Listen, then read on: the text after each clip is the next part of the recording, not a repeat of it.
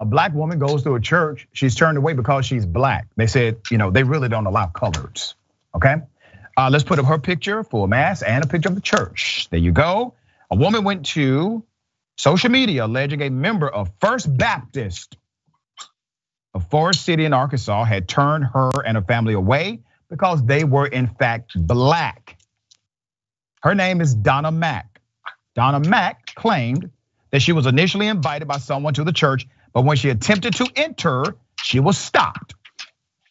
But there were people already inside. She described her experience on social media. She said, and I quote, walking up, we were met on the steps by the first member, an old white guy, stated, well, what you want to come in for? And I promise that's how we sounded almost, okay? We responded, church. He stated, church doesn't start until 11 a.m. Mind you, other members are entering the church at this time. After speaking with the second member, older white lady, I stated, is everyone not welcome here? She stated, we've had coloreds here before. I asked, what do you mean coloreds? Do you mean black people? Her response, no, coloreds. When I was growing up, we always called them coloreds. We just looked at her and left. Let's put up a picture of the preacher. We got him. We're going to expose him today. The church's pastor, his name is Steve Walter. Walter responded to the incident by saying he believed it was all just a miscommunication to the coloreds. He didn't say to the coloreds, I added that, that's what he was thinking. On behalf of the church, she needs to experience a sense of sorrow on our part.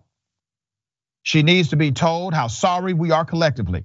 Walter also acknowledged the racial divide in the community and says this was a teachable moment for the congregation. All right, good Reverend. I don't believe for a day that you are not aware of the racism of your church because I think you lead them.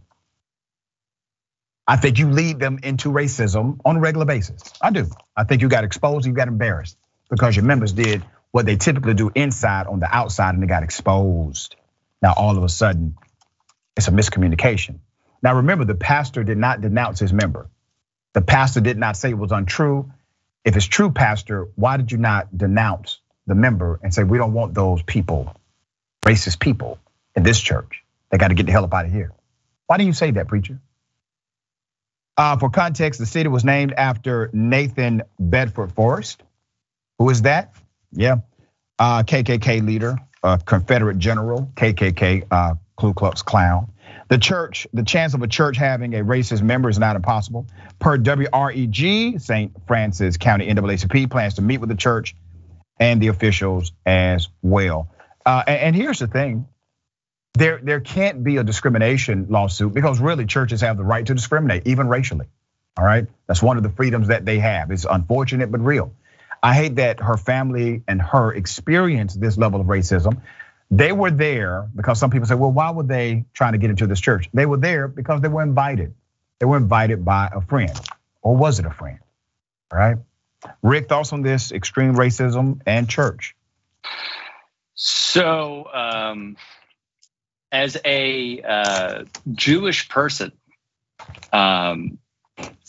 this is fairly not even surprising because we know how the practices in this country have been.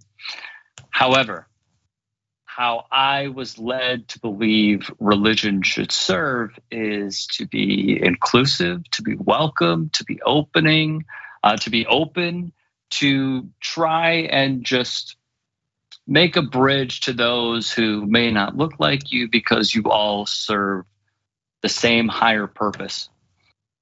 If someone is denied entry, and I know you just kind of went over this, but if someone is denied entry into praying under your same religion and essentially under your same house, well, then we need to solve this problem immediately, because it doesn't seem like that, at least for this one church, that your religion is as open as you would like it to be, or at least how you promote your church to be.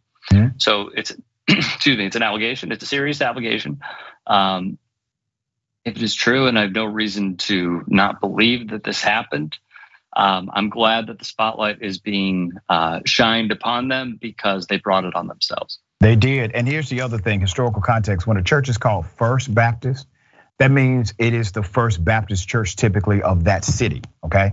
So this is an old church. This is what you would call a historical white church. And there has been this linkage between white supremacy and Christian evangelicals, the Baptist movement.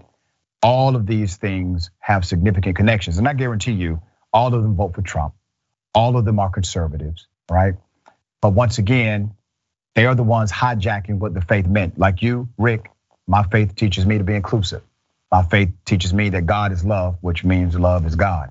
My faith teaches me that we're supposed to seek to unite rather than destroy.